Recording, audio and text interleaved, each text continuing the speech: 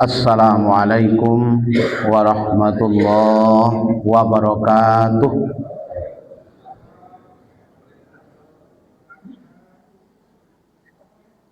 Alhamdulillahi rabbil alamin. Wabihi nasta'in ala umurid dunya waddin. Ashhadu an la ilaha illallah wahdahu la syarikalah. Wa ashhadu anna Muhammadan abduhu wa rasuluh sallallahu alaihi wasallam la nabiyya ba'dah. Allahumma salli wa sallim wa barik ala Muhammad wa ala alihi wa sahbihi ajma'in. Isma'u ma qala Allah ta'ala fil Qur'anil Karim. A'udzu billahi minasy syaithanir rajim. Wa azzim fin nasi bil hajji ya'tuka rijalan wa ala kulli dhamiri ya'tina min kulli fajjin 'amiq. Taqabbalallahu minni wa minkum. Taqabbal ya karim. Bersyukur kita kepada Allah. Subuh ini kembali kita hadir di masjid ini untuk melaksanakan beberapa rangkaian ibadah. Mudah-mudahan ibadah demi ibadah yang kita lakukan diterima oleh Allah, dibalasi dengan pahala yang berlipat ganda. Amin ya rabbal alamin. Berselawat kita kepada Rasulullah. Allahumma salli ala Muhammad wa ala ali Muhammad. Yang saya hormati pengurus Masjid Istiqlal beserta seluruh unsur pengurus yang hadir pada subuh ini, para jamaah, tokoh masyarakat yang hadir dalam salat subuh pagi ini, rahimakumullah. Hari ini 20 Zulhijjah. Sudah 8 hari jamaah haji telah menyelesaikan beberapa ritual ibadah haji. Tanggal 10 sampai 13 Zulhijjah telah melakukan pelemparan jumrah. Bagi yang mengambil nafar awal, mereka melakukan pelemparan jumrah 10, 11, 12. Tanggal 10 melakukan pelemparan jumrah Aqabah saja. Tanggal 11 3 jumrah, jumrah ula, wusta, dan Aqabah. Hari ke-12 melempar jumrah yang 3 sama dengan tanggal 11. Sehingga yang mengambil nafar awal, mereka mempersiapkan kerikil untuk pelemparan jumrah itu sebanyak 49 kerikil. Tapi bagi jemaah haji yang mengambil nafar sani, melakukan pelemparan jumrah sebanyak 4 kali, 4 hari. Tanggal 10 jumrah Aqabah, 11, 12, 13 melempar 3 jumrah ula, wusta, dan Aqabah. Sehingga yang mengambil nafar sani mempersiapkan batu lemparan itu sebanyak 70 kerikil.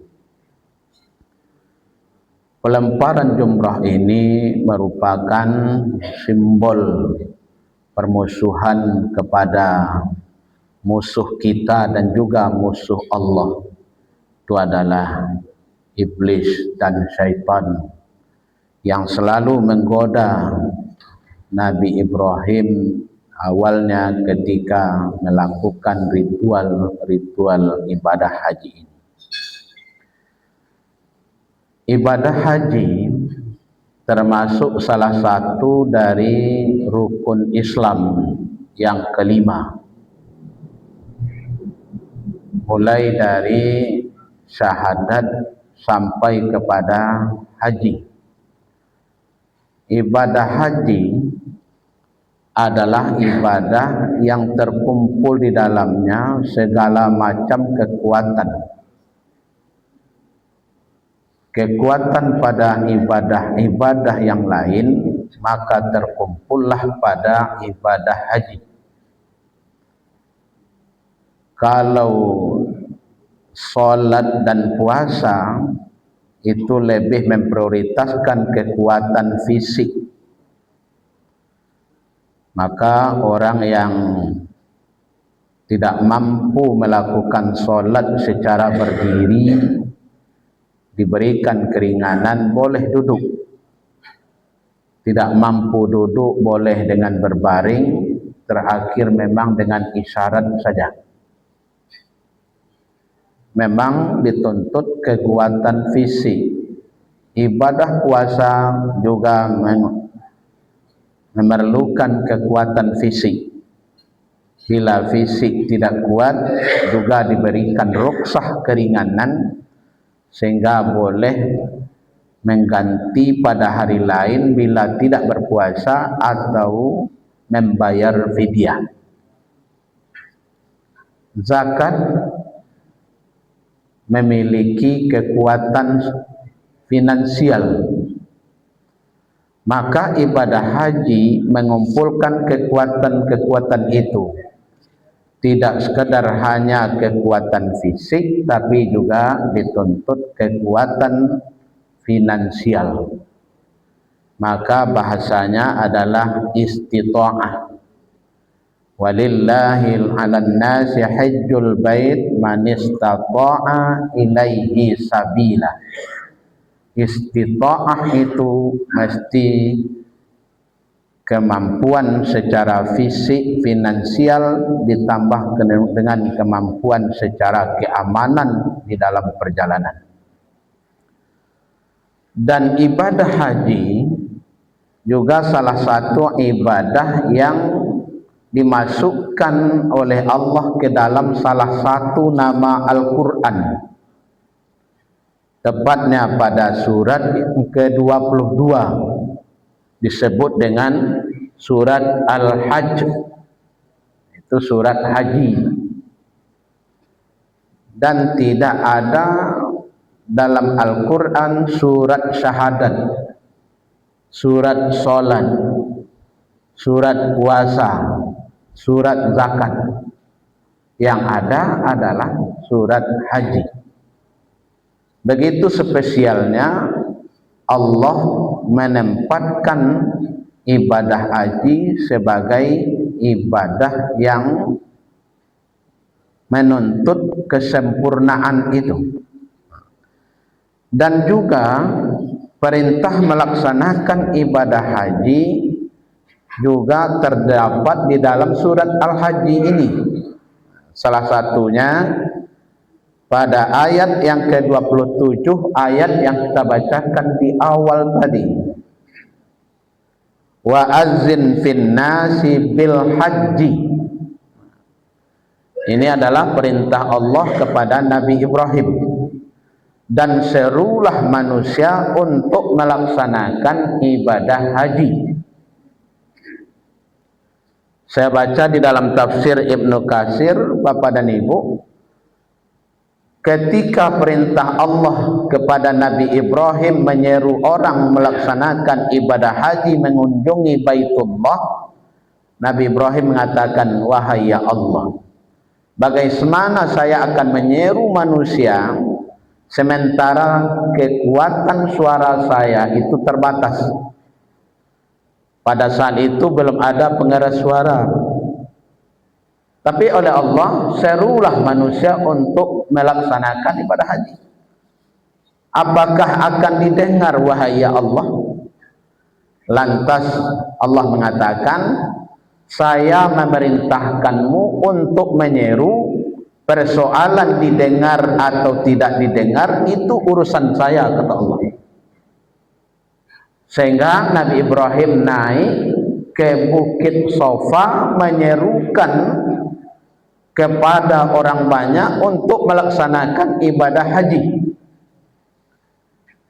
Dalam tafsir Ibnu Katsir katakan, pada saat seruan Nabi Ibrahim itu justru semua bukit dan gunung pada waktu itu merunduk. Dua pendapat Bapak dan Ibu, ada yang tunduk memang secara fisiknya itu merunduk dia. Makna yang kedua, bukan fisiknya yang tunduk, tapi secara hakikat gunung dan bukit itu tunduk kepada perintah Allah ini, seruan Allah ini. Bahkan termasuk manusia yang masih berada di dalam kandungan itu mendengar seruan pelaksanaan ibadah haji ini. Makanya pada Ibu agak keliru kalau ada orang yang mengatakan ketika dia sudah punya kemampuan melaksanakan ibadah haji, ditanya kenyandak pai haji, ambu ada nado seruan. Kalau ada yang menjawab seperti ini adalah sesuatu yang sudah sangat terlambat dia mengatakan. Kita adalah umat Nabi Muhammad, umat terakhir, masa Nabi Ibrahim saja sudah ada seruan itu. Jarak antara Nabi Muhammad dengan Nabi Ibrahim itu sudah sangat jauh. Begitu panggilan ibadah haji. Bapak dan Ibu, ya'tuka rijalan wa ala kulli dhamirin. Ada orang yang berjalan kaki, ada yang mengendarai unta kurus. Artinya ketika kemampuan transportasi secara canggih tidak ada, tapi perintah melaksanakan haji itu tetap dilakukan walaupun berjalan kaki. Kalaupun ada kendaraan seperti unta kurus, dengan unta kurus pun lakukan ibadah haji. Begitu pentingnya. Kemudian ya'tina min kulli fajjin amid. Karena begitu pentingnya sehingga datanglah manusia dari seluruh penjuru dunia yang sangat jauh. Kita orang Indonesia dengan pesawat saja, terutama kita yang di Padang ini, memakan waktu 9 jam di atas pesawat saja. Begitu jauhnya. Apalagi kalau berjalan kaki. Tahun 80-an dengan kapal laut itu 6 bulan lamanya pergi berangkat haji. Begitu jauhnya. Sehingga ya'tina min kulli fajjin amid, dari seluruh penjuru yang jauh pun manusia akan datang untuk melaksanakan ibadah haji. Nah, Bapak dan Ibu, bagi yang sudah punya kesempatan melaksanakan ibadah haji, atau bagi kita yang belum melaksanakan ibadah haji, atau yang sudah melaksanakan ibadah haji tapi tidak berangkat melaksanakan ibadah haji tahun ini, apa doa kita? Kalau biasanya pada Ibu, kalau ada kawan berangkat haji, awak minta doa ke kawan tu, saru-saru kami dari sini, mudah-mudahan kami bisa berangkat. Tapi Bapak dan Ibu, tidak hanya jamaah haji yang mendoakan kita, tapi kita juga ikut mendoakan orang-orang yang melaksanakan ibadah haji. Jadi kalau dipanggilnya awak ada orang kepada Ibu syukuran kena haji, bukan sekadar pai makannya, tapi apa doa yang kita bawakan untuk dia. Maka Rasulullah mengajarkan ada beberapa doa. Pertama kata Rasulullah, Allahumma ja'alhu hajjan mabrura. Kau doa yang perlu sampaikan kayaknya. Ya Allah, jadikanlah hajinya di sana itu kepada orang melaksanakan ibadah haji. Allahumma ja'alhu hajjan mabrura. Ya Allah, jadikan hajinya itu haji yang mabrur, ya Allah. Kenapa redaksinya mabrur, Pak? Napa ndak makbul? Kan bisa saja diganti dengan makbul. Allahumma ja'alhu hajjan makbula. Ya Allah, jadikanlah hajinya haji yang diterima. Tapi tidak begitu Rasul mengajarkan. Rasul mengajarkan bukan haji yang diterima, tapi haji yang makbul. Kenapa? Karena haji yang mabrur itu sudah pasti makbul, tapi yang haji makbul belum tentu mabrur. Apa beda? Kalau makbul Bapak dan Ibu, syaratnya yang pertama pitih dan dibawa pitih halal, makbul haji Pak. Yang kedua melaksanakan rukun haji. Kalau terpenuhi semua rukun haji, makbul haji, diterima haji. Di antaranya apa dan Ibu rukun haji? Ihram, tawaf ifadah namanya, tawaf rukun haji, sa'i, wukuf di Arafah, tahallul. Itu harus dilaksanakan oleh jamaah haji. Tinggal salah satu rukun ini tidak bisa diganti dengan gambar. Maka apabila tinggal salah satu rukun haji, tidak sah hajinya, mesti ulang tahun besok balik. Apalagi kita di Indonesia untuk mengulang tahun besok itu tidak mudah Pak. Sekarang ada aturan dari Kementerian Haji, baru bisa pergi berangkat haji balik setelah 18 tahun. Tapi kalau mendaftar kini tidak 18, 27 tahun menunggu. Kalau batal haji waktu tahun kini, diulang tahun besok, dilaporkan kepada petugas haji Kementerian Haji, ampun tak sah haji yang ke Batam dah, ampun ulang tahun besok balik, tak bisa. Kenapa? Secara administrasi negara awaklah tercatat sebagai orang yang berangkat melaksanakan ibadah haji. Rukun tak bisa tinggal Pak. Pamannya tiba di Makkah sakit, dirawat di rumah sakit di Makkah Pak, sehingga tak ada rukun awak lakukan, berarti tak dapat haji, tak sah hajinya. Yang ketiga Bapak dan Ibu, supaya makbul haji kita, dilaksanakan wajib haji. Apa itu wajib haji? Ihram dari mikat makani dan zamani, kemudian melakukan tawaf wada, kemudian mabit di Musdalifah, mabit di Mina, kemudian melempar jumrah. Itu adalah wajib haji. Tapi wajib haji boleh kita tidak melakukan, gantikan kepada orang lain. Boleh Pak. Sah haji kita, sah. Atau membayar denda, boleh. Denda menyembelih seekor kambing atau berpuasa 10 hari. 3 hari di Makkah, 7 hari di tanah air. Boleh diganti dengan itu. Sah haji kita, sah. Yang keempat, bila syarat-syarat terpenuhi, maka haji kita makbul. Tapi sudahkah dia katakan mabrur? Belum tentu. Karena mabrur itu berasal dari kata barra ya birru, birrul walidain, kan ada seperti itu, berbuat baik. Orang yang mabrur hajinya adalah orang yang baik perilakunya, ada perubahan pada perilakunya dibandingkan sebelum berangkat haji dengan setelah berangkat haji kepada yang lebih baik. Kini saya lihat dulu Pak, ini olah balik haji, berubah perangainya, berubah perilakunya atau tidak. Kalau tidak ada perubahan pada perilaku kepada yang lebih baik, sudah dipastikan hajinya tidak mabrur. Ada orang yang membatasi bagai mabrur hajinya Pak. Eloknya bila seminggu pulang haji itu eloknya tu. Bantu orang bisuak ke masuk sarugo Pak. Mengecek lembut, tawaduknya minta ampun, berjamaahnya adun masuk waktunya lah tiba. Bila seminggu Pak. Sebulan. Lewat itu kembali lagi dia kepada perilaku sebelum berangkat haji, berarti tidak mabrur. Jadi kemabruran haji mulai berangkat haji sampai mati ya Pak, tidak berubah-ubah perangai kena buruk, itu yang mabrur. Tapi kalau berubah kena buruk itu tidak mabrur namanya Pak. Bertanyalah sahabat kepada Rasulullah, mal hajjal mabrur ya Rasul, apa itu haji yang mabrur ya Rasul? Rasul menjawab dengan 2 jawaban. Qala, yang dikatakan mabrur itu kata Rasulullah, it'amut ta'am, orang yang suka memberi makan kepada orang kelaparan.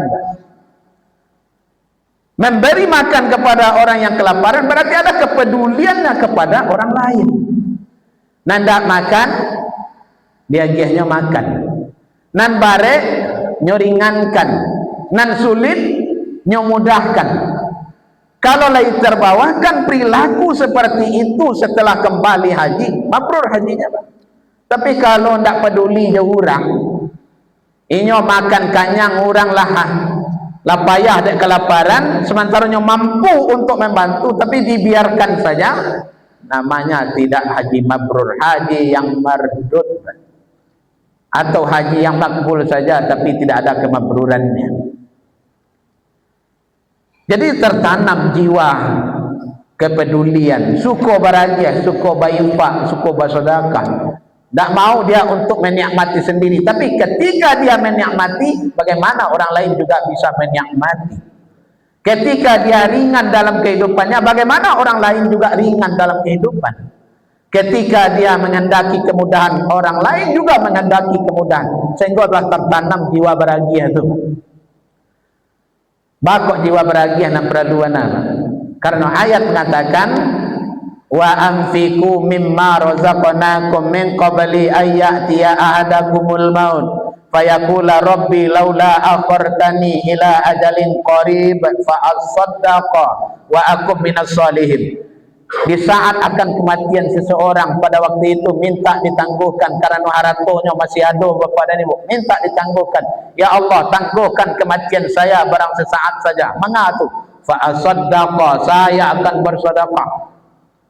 Banyak solat diminta, banyak puasa, banyak haji, bah. Karena solat apabila kita mati habis, puasa mati kita habis, apalagi haji. Haji sekali seumur hidup wajibnya. Tapi kalau sedekah mati pun kita tetap mengalir pahalanya, bah.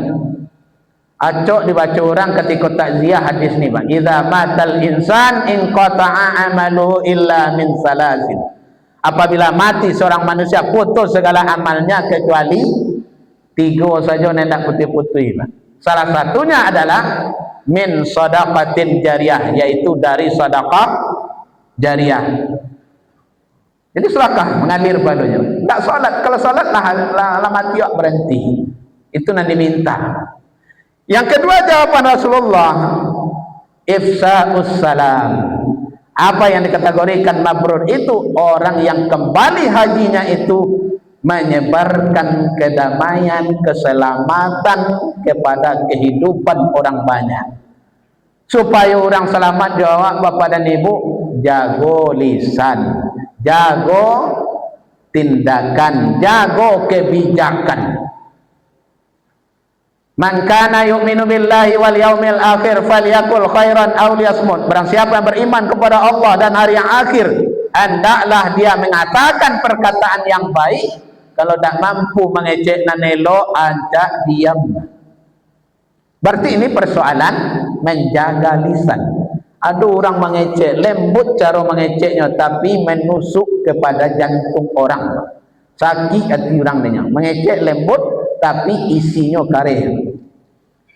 Sehingga dikajian dari orang Arab, kalau pedang melukai tubuh ada harapan akan sembuh, kalau lidah melukai hati, kemana obat akan dicari, payah mencari ubatnya. Walaupun ada perintah memaafkan, tapi sulit, lama tekanannya, ambo tak pendandam tapi lama lupanya. Begitu yang terjadi. Nah, orang yang mabrur hajinya terjaga lisannya, terjaga perbuatannya, terjaga kebijakannya. Siapa yang menjaga kebijakan, Pak? Kalau Pak Lurah nanti haji lurah, jagalah kebijakan. Jangan sampai kebijakan yang dilakukan di kelurahannya menzolimi orang. Ada haji camat, jaga kebijakan di kecamatannya. Haji wali kota, jaga bapak dan ibu. Haji gubernur, haji presiden, jaga. Karena semuanya itu menentukan kemabruran atau tidak mabrurnya haji. Bapak dan ibu, ambo berpikir, andaikanlah di Indonesia kurang dan berangkat haji, kok mabrurlah hajinya saudara, Bapak dan ibu, berarti Indonesia telah mengeluarkan alumni orang-orang terbaik selama 1 tahun itu 241.000. Karena Indonesia kok terbanyak mengirim jemaah haji dibandingkan negara lain. 241.000 setiap tahun, berbeda orangnya setiap tahun. Kerana boleh berangkat lo balik 18 tahun yang akan datang. Kalau dengan aturan kini 27 tahun menunggu baru bisa lo berangkat haji.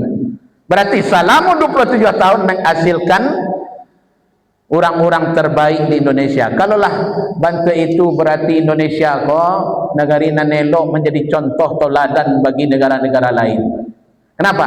Tiap tahun kedua lah alumni haji itu 241.000 jemaah. Bapak dan Ibu, ini doa kita, Allahumma ja'alhu hajjan mabrura. Yang kedua Bapak dan Ibu, wa sa'yan mashkura.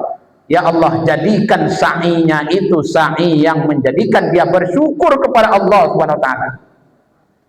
Sa'i adalah ritual yang dilakukan oleh jamaah haji, berlari kecil di antara Bukit Safa ke Marwah, Marwah ke Safa, begitu bolak-balik sampai berhenti nanti di Bukit Marwah.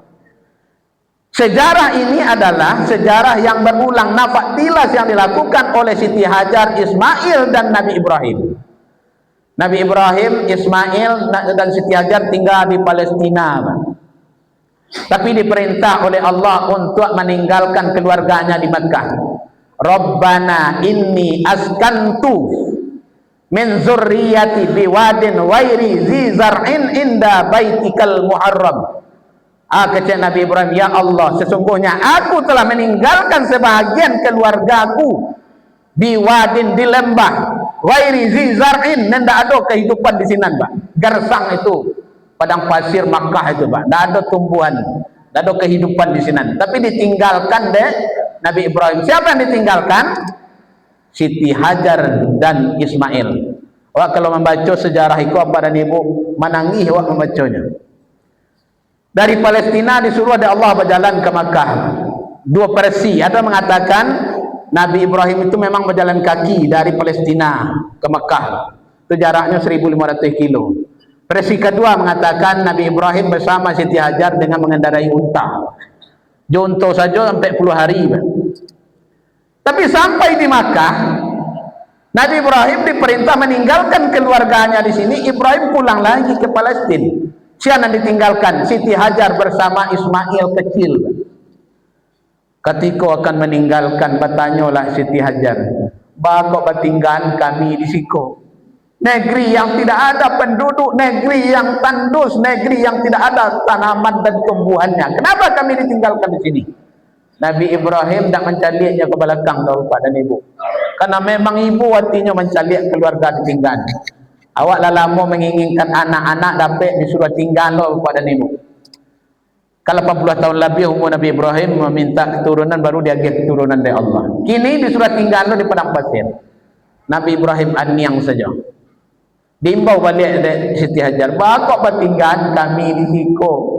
Apa alasannya? Nabi Ibrahim tidak menjawab. Kali yang ketiga, apakah kami ditinggalkan di sini? Allahkah yang memerintahkan? Baru mencaliak Nabi Ibrahim ke belakang seketik sambil mangguk, saya tak keluar suara, Pak. Tak taluk dia mengeluarkan suara. Gitu ibunya hatinya, Pak. Gangguan seketik. Sudah itu Nabi Ibrahim berputar arah menuju kembali lagi ke Palestina.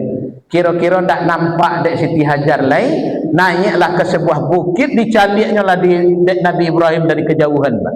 Rupanya antara hidup jual nak konten indah dari kejauhan. Rupanya lain masih ada nampak. Nah Bapak dan Ibu,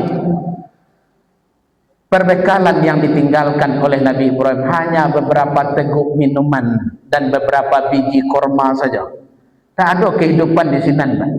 Tak meninggal ratu pusakonan banyak Nabi Ibrahim. Cuma beberapa teguk minuman air dan beberapa biji korma saja. Tak lama siap itu perbekalan habis. Ismail kecil kelaparan dan kehausan. Kamalah ia kau kena cari ala kekuatan seorang perempuan Siti Hajar. Akhirnya anak menangis juga. Naik ke Bukit Safa, dicaliak dipandang ke Bukit Marwah, bantu air mengalir di sana. Bentuk batang air. Kiranya fata morgana saja. Tiba di Marwah, calik ke sofa, bantu air mengalir lo di sini. Dikajal ke sini kira ndak lo air dah. Kiranya bantuan awa panas itu apa dan ibu di padang pasir itu bantu air nampak fata morgana saja. Bolak-balik 7 kali. Lah 7 kali ndak dia dapat air. Baliklah Siti Hajar ke dekat Ismail lagi. Ismail masih merengek-rengek sampai menghantamkan kakinya. Dari hantaman kaki itu baru keluar air di sana. Rupanya Siti Hajar mencari air lah keluar, takut lo air kau berserak saja, tak ada manfaat, sehingga dibuatnya lah semacam semuanya pak. Nah, bendongan ketek supaya air kau jangan berserak, karena air ini sangat dibutuhkan. Sambil mengatakan zam-zam, zam-zam, zam-zam. Berkumpul kalian, karena kalian sangat dibutuhkan. Dan Bapak dan Ibu, itulah cikal bakal adanya air zam-zam, dan air zam-zam ini adalah air yang terbaik di dunia.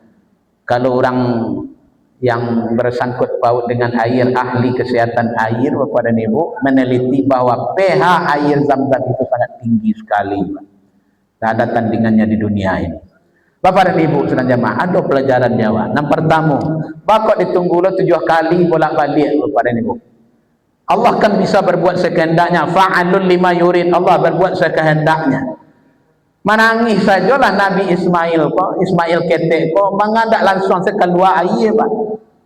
Manga ditunggu lo bolak-balik Siti Hajar kok baca berlari 7 kali Safa Marwah Safa. Bapak dan Ibu, ini mengajarkan kepada kita bahwa hidup kau perlu ikhtiar usaha. Dan namun hidup kau berpangku tangan saja. Makanya di dalam Islam, umat Islam tidak boleh jadi orang pemalas. Allahumma inni a'udzubika minal ajzi wal kasal. Tak boleh jadi orang pemalas. Aku berlindung kepada engkau ya Allah dari kelemahan dan malas. Kamu apa pangku tangan saja. Kau hendak umat Islam banyak dan jadi pemalas. Awak punya konsep nak mengamalkan orang lain. Konsep awak wal asri itu awak punya apa? Demi waktu itu kita yang punya. Tapi siapa yang mengamalkan demi waktu? Tidak umat Islam. Umat Islam segelintir yang mengamalkan wal asri. Yang mengamalkan orang-orang yang di luar Islam, Jepang yang mengamalkan. Dia awak terlambat sejam 2 jam biasa saja. Rapi jam 8 pukul 9 mulai biasa saja Pak. Tapi cuba di Jepang tu jam sejam 1 menit saja terlambat tak bisa.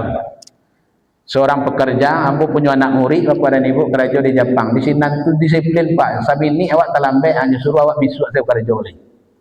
Ada awak sejam masih biasa Pak. Ada bagai nan singgah ke kadai menjelang kerajo Pak. Kopi hitam lah menjadi putih ada jumpai kerajo ni. Ini saya mohon maaf Bapak dan Ibu, ada istilah di Pariaman Bapak dan Ibu, orang kepai ke sawah. Kalau pagi keceknya ageh. Pagi mana pergi ke sawah, masuk si ageh ke mata je. Ageh itu bentuk rangi ketek itu Pak. Kalau siang panen. Lagak sore amaleh.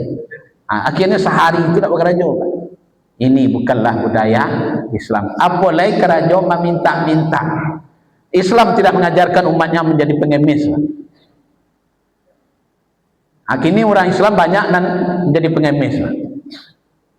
Saya baca dalam hadis maz'atul lahmi, orang yang suka mengemis nanti akan datang menghadap Allah itu dalam keadaan wajah tak berdagang. Di kulit saja kemudian tulang. Nanti itu nanti. Maka dikatakan dari Rasulullah, yadul ulya khairan min yadis sufla. Tangan di atas lebih rancak daripada tangan di bawah. Maknanya bahagia itu lebih rancak daripada menerima. Jadi kalau tak bisa, tak boleh awak menjadi pengemis itu mengapa? Yang kayu harus memperhatikan yang bansai. Makanya ara'aital ladzi yukadzibu biddin fadzalikal ladzi yad'ul yatim wa la yahuddu ala ta'amil miskin.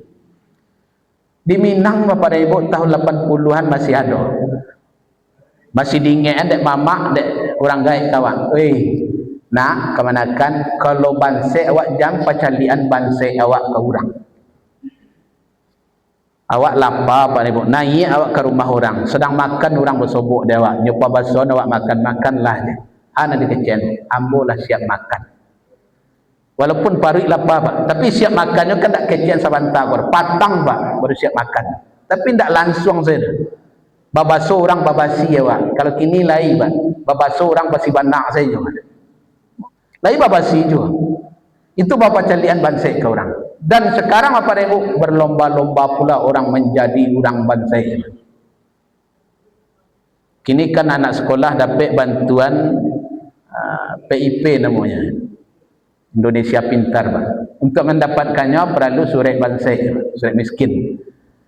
Ambo guru kepada Ibu, ada bagai plat foto ayahnya cie ya Pak. Kurang pek nomornya nya cie. Kan bayinya mahal, tapi dapat dia surat bansai itu. Kan lomba-lomba jadi orang bansai namanya. Bapak dan Ibu, itu salah satu contoh, dan banyak yang lain kasus seperti itu. Bapak dapat dia, mungkin kerana dapat kepada kek dia orang dan magi surat. Bapak dan Ibu, jadi hidup ini tidak berpangku tangan, tak boleh bermalas-malasan. Sehingga di Minang di buatlah pantun sederhana, ado pau, ado kaki, ado usaha, ado rezeki. Tak mau usaha mah dapat rezeki. Minta-minta tu kan usaha je Ustaz, cuma usahanya tak benar menurut sunnahnya. Bapak dan Ibu, kemudian yang kedua, air Zam-Zam adalah air yang terbaik dunia. Kenapa? Letak airnya di tanah suci. Kemudian yang kedua, air Zam-Zam itu selalu diperdengarkan kalimat thayyibah. Kata Namaru Emoto, ahli perairan orang Jepang, penyembah matahari, kamunya Sinto, nyo teliti tentang air. Air apabila diperdengarkan kalimat-kalimat thayyibah akan mengeluarkan energi positif. Air apabila diperdengarkan kalimat-kalimat jelek akan mengeluarkan energi negatif. Makanya kami minum tu kecian kayi itu loh, bismillahirrahmanirrahim, tak berdono supaya apa? Keluar energi positif. Kalau energi positif keluar, maka semangat akan bertambah. Aku indah Pak, minum tu tak berkenan bagi hayi itu.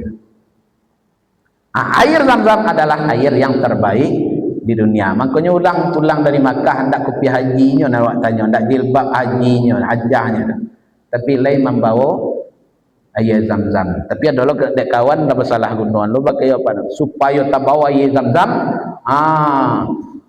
baisi botol aqua dan seliter, babalui jolak ban, bamasukkan ke dalam koper kain. Kira tertangkok jo di bandara, akhirnya tinggal $3. Hanya pergi haji tapi menyalahi aturannya. Bawa sebaranan menurut aturan lah.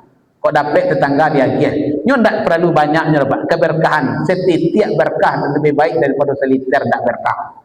Ada awak itu tak tamalkan awak banyaknya tak perlu. Bapak dan Ibu sedang jamaah yang dirahmati Allah. Wasaqyan maskura, jadikanlah sa'i mereka untuk bersyukur. Wa zamban maghfura, ampuni dosa-dosanya ya Allah. Wa amalan solihan makbula, amal soleh yang dikerjakan di sana itu diterima ya Allah. Kemudian yang terakhir, wa tijaratan lan tabura, ya Allah jadikanlah kegiatan-kegiatan hajinya jangan kegiatan yang sia-sia. Jadi kalau ada kawan awak pergi haji, doakan jangan pergi hajinya itu sio-sio. Sebab Bapak dan Ibu, ada orang pergi haji itu sio-sio saja hajinya. Pergi hajinya pergi lalu saya ke hotel Pak. Nah, itu ada tu. Orang lah pergi solat ke Masjidil Haram, lalu saya di hotel. Ada model. Ada nan mau pek sepanjang hajinya Pak. Dan nan lama makan sikor aja. Daging untung kadang-kadang tinju saja, tapi amba saja, tak baraso saja. Itu sudah dipakaian sepanjang hajinya. Bapak dan Ibu perlu kita sadari, pergi haji itu bukan pergi mencari makan lama. Kalau pergi mencari makan lama, rancak ke bumi itu apa ibarat? Kepala ikan di sini, kuahnya saja bakal lintin-pintin. Ya uswana zero dimakan. Awak pergi haji itu pergi mencari ibadah, pergi beribadah mendekat diri ke Allah, bukan pergi mencari makan lama. Niat mati saya tak nak dapat di sini. Dapat agian untuk sekadang tinju tak berasur. Kini anggap saja kau lama menurut manusia liru awak. Lama menurut rumah makan dan ada di kampung awak. Menurut awak memasak. Jadi bantu itu saja. Tak ada merungit-rungit. Sampai pulang pun merungit-rungit saja. Bapak dan Ibu, haji seperti ini bukan tidak mabrur, makbul saja, wallahu a'lam, untuk diterima haji. Bapak dan Ibu-ibu sekalian jamaah yang rahmati Allah, doakan saudara-saudara awak nak balik dari jamaah haji, dari haji, mudah-mudahan hajinya mabrur, menjadi orang elok hendaknya, sehingga membawa dampak kepada lingkungan. Kemudian bagi kita yang belum punya kesempatan atau ingin mengulang balik dan ada kesempatan, mudah-mudahan capek dia kesempatan berangkat lo kesinan supaya tahu Bapak dan Ibu, kalau kini beribadah tidak di tanah suci, besok awak beribadah di tanah suci ni bakal rasanya. Dan setelah pulang dari sinan ada keinginan untuk balik ke sinan terindah. Setelah barangkali kajian awak Bapak dan Ibu, mudah-mudahan bermanfaat untuk bersama. Mesti yang menyampaikan, kalau yang salah saya sampaikan itu berasal dari diri saya sendiri, kalau yang benar itu dari Allah Subhanahu Wa Taala. Pada Bapak dan Ibu saya mohon maaf, pada Allah saya minta ampun. Astagfirullahaladzim, subhanakallahumma wa bihamdika, asyhadu an la ilaha illa anta, astaghfiruka wa atubu ilaik. Assalamualaikum warahmatullahi wabarakatuh.